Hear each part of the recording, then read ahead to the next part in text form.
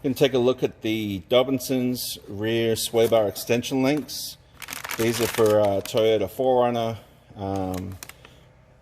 Toyota FJ Cruiser, Lexus GX470 without KDSS, and GX460 without KDSS.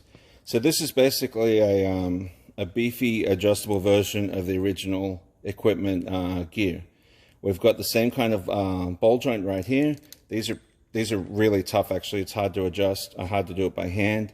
And rubber bushings with all the washers, exactly the same as original. Now, I'll pull this off and show you, just so you can see what you've got. What you're going to have is you're going to have locating washers. These are going to fit in the frame. When you take off the originals, what you want to do is check the orientation of the originals. When you've got a stepped bushing like this, pretty sure you can see the lip right there. A lipped washer is going to go over that to hold it in position. This is then going to go up into the frame to hold it so that it doesn't move around. Because if this shaft right here ends up touching the body of the car when the sway bar is moving around or whatever, that'll create your squeak. Nothing else on here can squeak. So if it's squeaking, you installed it wrong. Then you've got your top bushing, your topped washer, your top washer, and your nylock nut. These can be kind of tight to get in, so you might need a socket instead of just a ratchet to get in there. And generally when the rubber bushing meets the outside edge of the washer, that's when it's tight. Now, these are adjustable in length.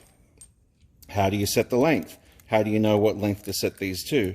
These are off-vehicle adjustable. You do not put it on the car and then crank something to set it higher or lower. What you're going to do is, let's say you put a 3-inch lift on your 4Runner. You're going to take your original sway bar link and measure that. Let's say it's 5 inches from top to bottom. I don't know, it's probably more like 8 inches. And you've added a 3-inch lift. What you're going to do is add half of the lift height to the length of your sway bar link. A 3-inch lift, you're going to add 1.5 inches of sway bar length. Now you'll see here, this has got a couple of flattened shoulders that are machined into it, so that you can tighten here and tighten here to get these straight. Then you've got the locking nut that you're going to want to do this. You could probably do that on the vehicle if it's easier, but I would probably do it off the vehicle. You're going to hold the bottom part that's actually welded into position on here, and you're going to lock this in. That way this can't rotate out. Now this is a round busher and washing situation that if you didn't get the locking nut tight, over time this could possibly try and loosen up if these bushings aren't in the right position or aren't tightened down right enough. Now, the rubber itself is going to grab onto the materials that it's held onto. It's going to grab onto the washers, it's going to grab onto the mount and everything. So it's got to make sure that's tight, and this is just insurance. This is your insurance policy right here. You're going to lock that in and make sure that's tight.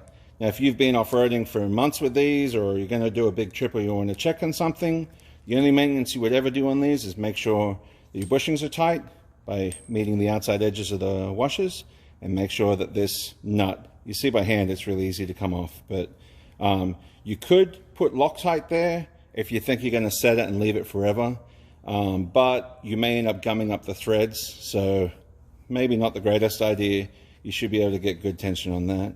But anyway, just follow the, this is exactly the same as the original. So you've got a little sleeve here to cover the threads. You've got this bushing, washer, thick washer. Now this little sleeve here is covering the threads so that the threads don't get jumped up and down against the body of the car. And when you're going to tighten this, how do you tighten up a ball joint? You use an Allen key on the inside there, and you use a open-end wrench, adjustable ratcheting wrench out here on the outside, so that you can get it nice and tight. But you've got to hold it, because this is a nylock nut. You've got to hold that with a Allen head in the middle. At the top here, you're going to be holding this part here to tighten this top nut. So there you go, adjustable sway bar links. By the way, why would you even buy adjustable sway bar links? Well, if you just put a, let's say, 2.5, 3-inch lift on your 4Runner, your sway bar, I wish I had a good example to show you visually, but your sway bar was originally mounted nice and level, parallel to the ground as much as possible. Now that you've lifted the vehicle, all the angles, you're sitting at a steeper angle. So your sway bar link, your sway bar is now coming down to here. And this sway bar link has now got some stress on it just sitting still. So when you put a taller sway bar link, you can put the sway bar back in line where it's originally supposed to be. Then the sway bar isn't adding as much rigidity. You can literally inhibit your wheel travel if you don't have the right length sway bar links in place. Not because the originals aren't long enough, but because they're putting the sway bar in a bound up position. So your sway bar is sitting down, and then when you try and get down travel, the other side's holding it up. So about 150 bucks from Dobinsons. They're sold as pairs. I just got one here, but you definitely want to make sure that you have the right components, and make sure that you install it right. Don't want to get a bad installation. All right, guys. Thanks very much.